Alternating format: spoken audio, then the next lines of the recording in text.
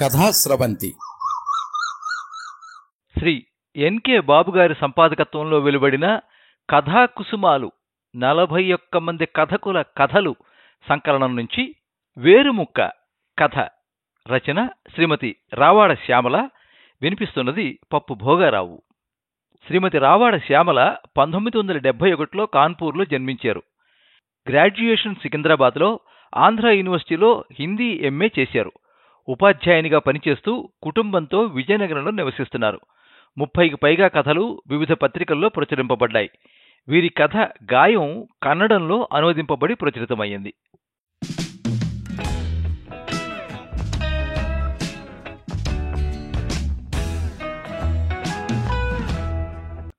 ఉదయం 11 అయింది. పని అయ్యాక రిలాక్స్గా కూర్చుని ఆ రోజు పేపర్ చదువుకుంటున్నాను. ఇంతలో కాలింగ్ బెల్ మోగింది. పక్కింటి లలిత. వదినా, కొయ్య బొమ్మలొచ్చాయి, చాలా బాగున్నాయి, కొంటావా అంది ఉత్సాహంగా. చూదాం లెమ్మని నేను బయటికొచ్చాను. బుట్టలో రకరకాల బొమ్మలు తెచ్చి అమ్ముతున్నాడు 50 ఏళ్ల ముసలాడు. అప్పటికే 4-5 ఆడవాళ్లు చుట్టూ చేరి ఉన్నారు. జంతువుల బొమ్మలు, మనుషుల బొమ్మలు, పక్షుల బొమ్మలు చాలా బాగున్నాయి. అలాంటివి అప్పటికే మా ఇంట్లో ఉన్నాయి. నా దృష్టి బుట్టలో అడుగున చెక్కతో చేసిన కుంకుమ భరిణి మీద పడింది. వెంటనే తీయమని చెప్పాను. ఒక భరిణి తీసుకున్నాను. నీ దగ్గర వెండి భరిణి ఉంది కదా, ఇదెందుకు వదినా అంది లలిత.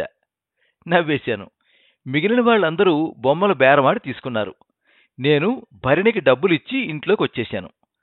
భరిణిని చూస్తూ ఉంటే ఏవో పాత జ్ఞాపకాలు. బాల్యంలోకి వెళ్ళిపోయాను.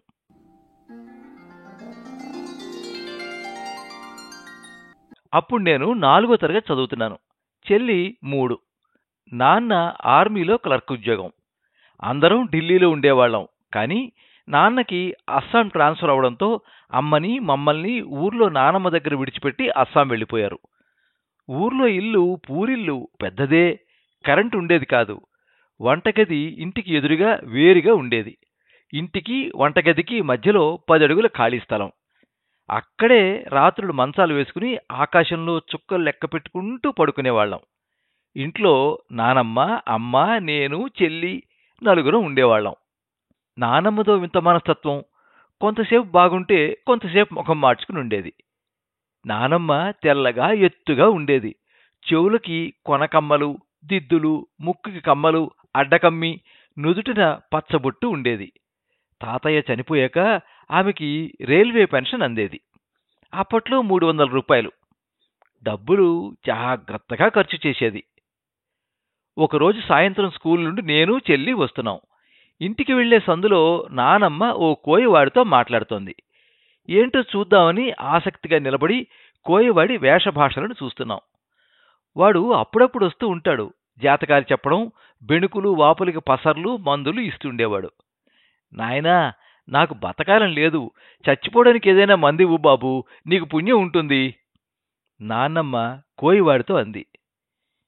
ఏమమ్మా అలాగంటున్నావు? నీకేం తల్లి, మారాణివి, దర్జాగా బతుకుతున్నావు, నీకేం కట్టం తల్లి అన్నాడు సానుభూతితో. ఏం చెప్పండి నాయనా, నా మాట చెల్లదు, అంతా కోడలు పెద్దరికమే అంది ముక్కు చీదుతూ.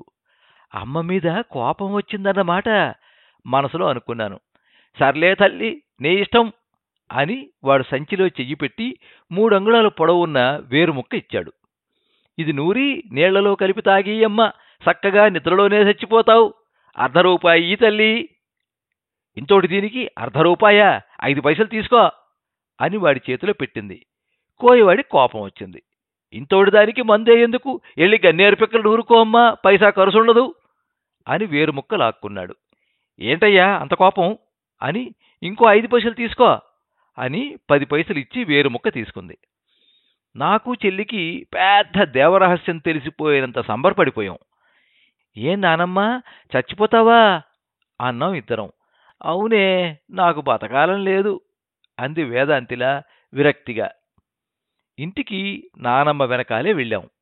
ఆ వేరుముక్కని చెక్కతో చేసిన కుంకుమ భరిణిలో పెట్టింది. ఎరుపు రంగుతో పెద్ద సైజు నారింజకాయంత ఉంటుందా భరిణె. ఇంటికి వచ్చిన దగ్గర నుంచి ఆ వేరుని ఎప్పుడు నూరుకుని తాగుతుందా అని ఓ కంట చూస్తూనే ఉన్నాం. చీకటి పడిపోయింది. ఇంకా మందు తాగదేమీ అని అనుమానం నాకు. రాత్రి అందరం పడుకున్నాక తాగుతాదేమో అని మళ్ళీ నాకు నేనే జవాబిచ్చుకున్నాను. నేనైతే హోంవర్క్ చేయలేదు. నానమ్మ చచ్చిపోతే రేపు స్కూల్కి ఎలాగూ వెళ్ళము, ఇంకెందుకు హోంవర్క్ వేస్ట్ అని రాయలేదు. నానమ్మ అమ్మతో ముభావంగా మాట్లాడింది. మధ్యాహ్నం తనకిష్టం లేని కూర బంగాళదుంప వండినందుకు అలక. అది మాకిష్టం, అందుకే వారానికి ఒకసారి అమ్మ మా కోసం వండేది. రాత్రి అమ్మ వేరే కూర చేస్తే నానమ్మ మామూలుగానే తినేసి పడుకుంది. నా కళ్ళు టేబుల్ మీద భరిణ మీదే ఉన్నాయి. తెల్లవారు లేచి వెంటనే చూశాను. నానమ్మ మంచం మీద లేదు. భరిణ తీసి చూశాను. అందులో వేరుముక్కుంది. బోలెడు నిరాశ వేసింది. నానమ్మ చచ్చిపోలేదు అంటే ఈరోజు స్కూల్కి వెళ్ళవలసిందే అనుకుని ఉదయం గబగబా హోంవర్క్ చేసుకుని స్కూల్కి వెళ్ళాను. స్కూల్లో కూడా ఇవే ఆలోచనలు. ఉదయం చచ్చిపోతుందా? మధ్యాహ్నం మేము భోజనానికి వెళ్ళేసరికి చచ్చిపోతుందా? లేకపోతే ఎవరైనా వచ్చి మీ నాన్నమ్మ చచ్చిపోయిందని కబురు చెప్తారా? అప్పుడు స్కూల్లో అందరూ జాలిగా చూస్తారు. అదేదో చాలా గొప్పగా ఉంటుంది. చాలామంది వాళ్ళ ఇంట్లో తాతో అమ్మమ్మో చచ్చిపోయిందని సెలవులు పెడతారు. నాకు ఎప్పుడూ ఆ ఛాన్స్ రాలేదు. అందుకే నేను ఎంతో ఆతృతగా చూస్తున్నాను. చనిపోవడం అంటే ఏమిటో పూర్తిగా తెలియని వయసు అది. అప్పటికి ఎప్పుడూ శవాన్ని చూడనే లేదు. అంతేకాక నిజంగా కోయవాడి మందు పనిచేస్తుందా లేదా అనే ఉత్సుకత. మధ్యాహ్నం ఇంటికి వచ్చేటప్పటికి నాన్నమ్మ బాగానే ఉంది. మాతో కలిసి అన్నం తింది. మళ్ళీ మేము స్కూల్కి వెళ్ళిపోయాం. సాయంత్రం వెళ్ళేసరికి చచ్చిపోతుందేమో. సాయంత్రం స్కూల్ విడిచిపెట్టగానే ఆడుకోకుండా వెంటనే ఇంటికి వచ్చేశాను. మరుసటి రోజు ఆదివారం తెల్లవారి లేచింది. నేను వాకిలి తుడిస్తే తను పేడ తెచ్చి కళ్ళాపు చెల్లింది. వేడి నీళ్లతో స్నానం చేసి ఇస్త్రీ చీర కట్టుకుని అరుగు మీద ఎండలో కూర్చుంది. ఆవాల నూనె తెచ్చుకుని ఒంటికి రాసుకుంది. నానమ్మకి శరీరాన్ని ఎలా చూసుకోవాలి అన్నది చాలా బాగా తెలుసు. నానమ్మ దగ్గర ఆవాల నూనె, వేప నూనె, రకరకాల నూనెలు ఉన్నాయి. చుట్టుపక్కల ఏ ముసలమ్మ దగ్గర ఉండవన్నీ. తన పొడవైన జుట్టు విప్పి దువ్వుకొని సెగవేసుకుంది. అమ్మ వేడి అన్నం పెడితే తినేసింది. సుశీలా, ఏం వండుతావు అమ్మని అడిగింది. గుడ్లు తెప్పిస్తానత్తయ్యా అమ్మ అంది. వద్దు, నేను బజారుకెళ్ళి పిత్తపరిగెలు, చిన్న చిన్న చేపలు తెస్తాను, పులుసు చెయ్యి. అమ్మ డబ్బు ఇవ్వబోయింది. వద్దులే, నాను తెస్తాను అని నా వైపు తిరిగి, శ్యామా సంచి పట్టుకురా అంది. పెట్టిలో డబ్బులు తీసి చేతిలో పట్టుకుంది.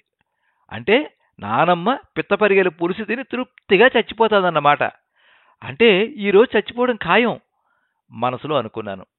వెంటనే సంచి పట్టుకుని నానమ్మ వెంటే బజారుకెళ్ళాను. నాన్నమ్మతో ప్రతిసారి బజారుకి వెళ్ళేది నేనే.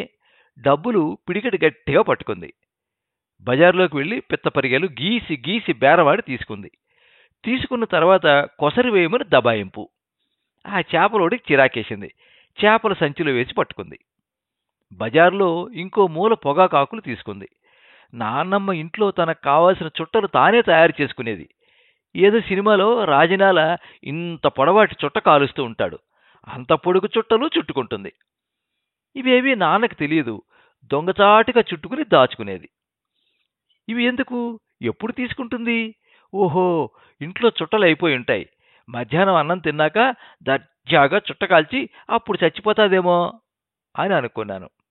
ఎప్పుడూ లేనిది ఈరోజు బజారులో మా కోసమని చెప్పి అరటిపళ్ళు కూడా కొన్నది. ఇంటికొచ్చి అమ్మ చేతికి చేపల సంచి అందిస్తూ బాగా వండు అంది. తర్వాత చుట్టలు చుట్టుకోవడం ప్రారంభించింది. దగ్గర కూర్చుని చూశాను. 12 చుట్టలు చుట్టింది. ఈ రోజుకి ఒకటి చుడితే సరిపోయేదిగా, మిగిలిన 11 వేస్ట్ అయిపోతాయి అనుకున్నాను. తర్వాత శ్యామా మంచం బయటికి తోడుపట్టు అని తన నొలక మంచం బయటికి తెచ్చి వదిలేయిందని దాన్ని టైట్ చేసుకుంది. తర్వాత పక్కింటి వాళ్ళ గుమ్మంలో కూర్చుని అందరితో బాతాఖానీ కొట్టుకుని కూర్చుంటే ఆఖరిసారి కదా, అందుకే అందరితో చక్కగా మాట్లాడుతోంది మనసులో అనుకున్నాను. మధ్యాహ్నం అమ్మ భోజనానికి పిలిచింది. నానమ్మ సాధారణంగా నవ్వదు, ముఖం ముడుచుకుని ఉంటుంది. అలాంటిది ఆ రోజు నవ్వుకుంటూ కబుర్లు చెప్పుకుంటూ పులుసు బాగా వండావని అమ్మని పొగుడుతూ అన్నం తిన్నది. భోజనం చేసి కొత్త చుట్ట కాల్చి 2 గంటలు పడుకుంది. సాయంత్రం టీ తాగి బయట ఉన్న గోరింటాకు చెట్టు ఆకంతా కోసి కొంగులో వేసుకుంది. కొంత ఇంట్లోకి తీసి మిగతాది చుట్టుపక్కల ఓ 10-15 ఇళ్లలో తలా గుప్పిడేసి పంచింది. ఇంకొంచెం ఇయ్యే అచ్చమ్మా అంటే వాళ్ళ మీద గయ్యమంది. అందరికీ సర్దాలి కదే అంది. నానమ్మ వెనకాలే వాళ్ళు మూతి తిప్పేవారు. ఎందుకు ఇది నూరితే చేతులకి తక్కువ పాదాలకు ఎక్కువ అయిపోతాది అనేవాళ్ళు, కానీ వాళ్ళు గోరింట విడిచిపెట్టేవారు కాదు. ఎందుకంటే ఆ చుట్టుపక్కల ఎవరికీ గోరింటాకు చెట్టు లేదు. అందులో మా గోరింటాకు బాగా ఎర్రగా పండుతుంది. శ్రావణ మాసం, ఆషాఢ మాసంలో నాన్నమ్మ గోరింటాకు అందరికీ పంచేది. గోరింటాకు పంచితే పుణ్యం వస్తుంది అనేది. అందుకే పుణ్యం కోసం ఆఖరిసారి పంచుతోంది. ఆ సాయంత్రం నేను డిసైడ్ అయిపోయాను, ఈరోజు ఖచ్చితంగా చచ్చిపోతుందని. నా ఫ్రెండ్స్ వచ్చారు, ఆడుకుందాం రమ్మన్నారు, కానీ నేను రానన్నాను. ఏం రావని ఆరా తీస్తే అసలే నాకు కడుపు పొంగు ఎక్కువ, నోట్లో ఒకటి నిలవదు. ఎవరికీ చెప్పొద్దని అందరి చేత ఒట్లు వేయించుకుని మరీ చెప్పాను. రేపు స్కూలుకు కూడా రాను అన్నాను. నాన్నమ్మ గోరింటాకు సన్నిరాయి మీద నూరింది. గిన్నెడయింది. చెల్లి చేతికి నా చేతికి పెట్టింది. పాపం ఆఖరిసారి కదా అని నాన్నమ్మ చేత పెట్టించుకున్నాను. సుశీల, గిన్నెలో గోరింటాకుంది, రాత్రికి పెట్టుకుని పడుకో అంది. రాత్రి భోజనాలు అయ్యాక అమ్మ గిన్నెలు తీసుకెళ్లి బయట తోమితే నాన్నమ్మ వంటిల్లు ఇల్లంతా అలికింది. పిడికిలతో శుద్ధ తీసుకుని టకటకమని అరుగుకి పొయ్యి చుట్టూ ముగ్గులు పెడుతుంటే తమాషాగా చూసేవాళ్ళం మేము. నాన్నమ్మ ఎంత మంచిది, చచ్చిపోయే ముందు మంచి పనులు చేసింది, ఎవరితోనూ తగువ పెట్టుకోలేదు, ఖచ్చితంగా స్వర్గానికే వెళుతుంది. ఆ రాత్రి నిద్రలో అవే కలలు. దేవతలొచ్చారు, వాళ్లతో కలిసి పుష్పక విమానం మీద వెళ్ళిపోతుంది, అందరికీ చెయ్యి ఊపుతుంది. తెల్లవారు లేచి చూస్తే మంచం మీద కూర్చుని టీ తాగుతూ కనిపించింది. కోపం వచ్చేసింది నాకు. భరిణిలో చూశాను, వేరుముక్క అలాగే ఉంది. ఆ రోజు స్కూల్కి రానని ఫ్రెండ్స్తో చెప్పేశాను. ఇప్పుడు ఏ ముఖం పెట్టుకుని స్కూల్కి వెళ్తాను? నాకు చాలా ఇన్సల్ట్గా ఉంది. అయినా తప్పలేదు, స్కూల్కి వెళ్ళాను. ఫ్రెండ్స్ అందరూ ఏవే నానమ్మ చచ్చిపోలేదా అన్నారు ఆత్రంగా. లేదు అని జవాబిచ్చాను నీరసంగా. మధ్యాహ్నం ఇంటికి వచ్చి భోజనం చేస్తుంటే, శ్యామా సినిమాకి వెళ్దామా, లవకుశంట, ఆ బాబుగారి సినిమా అన్నది. అమ్మ గబుక్కున, మీరు రాముడమ్మతో కలిసి వెళ్ళండి అత్తయ్యా, దానికి స్కూల్ ఉంది కదా అంది. ఓహో, తనకిష్టమైన హీరో రామారావు సినిమా చూసి హాయిగా చచ్చిపోతుంది కావాలా అనుకుని, అమ్మా నేను నాన్నమ్మతో కలిసి సినిమాకి వెళ్తాను, ఈరోజు తెలుగు అమ్మగారు రారు, ఇంగ్లీష్ మాస్టర్ ఊరెళ్ళారు, స్కూల్కి వెళ్ళినా వేస్ట్, ఖాళీగా ఉండాలి, నాన్నమ్మతో సినిమాకి వెళ్తాను గడగడ పాఠం అప్పచెప్పినట్టు చెప్పేశాను. అమ్మ నా వైపు కోపంగా చూసింది, కానీ నానమ్మ సంతోషించింది. సినిమాకి వెళ్ళాం. బెంచ్కి టికెట్ తీసుకుంది. రాముడు కనిపించినప్పుడల్లా దండాలు పెట్టింది. అమ్మయ్యా, ఈరోజు ఖచ్చితంగా చచ్చిపోతుంది అనుకున్నాను. కానీ తెల్లవారి చూస్తే షరమామూలే. చిర్రెత్తుకొచ్చింది నాకు. ఇంకో 2 రోజులు చూశాను. భరిణలోని వేరుముక్క అలాగే ఉంది. 3వ రోజు కోపంగా అడిగాను, నాన్నమ్మ ఈ వేరుముక్క తినవా? ఒక్కసారి కస్సులు లేచింది. ఏమే, నాను ఎప్పుడు చచ్చిపోతానా అని మీ అమ్మ మీరు చూస్తున్నారా? నాను బతికుంటే మీకు అంత కష్టంగా ఉందే అని అరిచింది. మరి ఇది ఎందుకు కొన్నావు అన్నాను మొండిగా. నా ఇష్టమే, నువ్వెవరివే అడగడానికి? చివరికి పిల్లలకి సులకనైపోయాను. నేను చచ్చిపోతే మీకు అంత ఇష్టమే, నా పీడ ఎప్పుడు ఎరగడైపోతాదా అని చూస్తున్నారు అని తిడుతూనే ఉంది. ఆ రోజు సాయంత్రం స్కూల్ నుండి వచ్చిన వెంటనే భరిణిలో చూస్తే వేరుముక్క లేదు. అమ్మయ్యా, ఇప్పటికైనా తిన్నాదన్నమాట. ఒకవైపు సంతోషం, మరొక వైపు ఆందోళన. నానమ్మ ఏదని అమ్మని అడిగాను. ఏమో, మధ్యాహ్నం అన్నం తినేసి బయటికి వెళ్ళింది అంది. ఎక్కడ పడిపోయిందో ఏమో అని నేను వెతకడానికి బయలుదేరాను. సందులోనే ఎదురొచ్చింది. మామూలుగానే ఉంది. టీ తాగడానికి ఇంటికి వస్తోంది. కోయవాడి మందు పనిచేయలేదన్నమాట. వాడు మోసం చేశాడు. నెమ్మదిగా, నానమ్మా వేరుముక్కేది అడిగాను. ఏమో నాకు తెలీదు అంది కోపంగా. వేరుముక్క ఏవైందని చెల్లిని అడిగాను. విషయం తెలిసిన అమ్మ దాన్ని పారేసిందని చెప్పింది. అది విని బోల్డ్ నిరాశపడ్డాను. అమ్మని బెదిరించడానికే గాని నానమ్మకు అసలు చనిపోయే ఉద్దేశమే లేదని అప్పట్లో నాకు తెలియక ఎంత అవస్థపడ్డానో గుర్తుకొచ్చి నవ్వుకున్నాను. అంతలో నా ఎదురుగా కొరకొర చూస్తూ ముఖం మార్చుకుని ఉంది నా జూనియర్ నానమ్మ, మా అమ్మాయి. జీన్స్ లక్షణాలంటే ఇదే కాబోలు. పోలికలే కాదు, అలవాట్లు కూడా మా నానమ్మవే. ఏమైంది అన్నాను నవ్వు ఆపుకుంటూ. నాకిష్టం లేని కూర చేశావు, తమ్ముడికి ఇష్టమైంది వండావు. నానమ్మ చనిపోయినా నా కూతురు రూపంలో రోజూ దర్శనమిస్తూనే ఉంది. రాత్రికి నీకిష్టమైనదే వండుతాను, సరేనా? మొహం అలా పెట్టకు. ఏది ఒకసారి నవ్వు తల్లి అన్నాను బుజ్జగింపుగా. నవ్వింది. అచ్చం నాన్నమ్మ నవ్వినట్టు.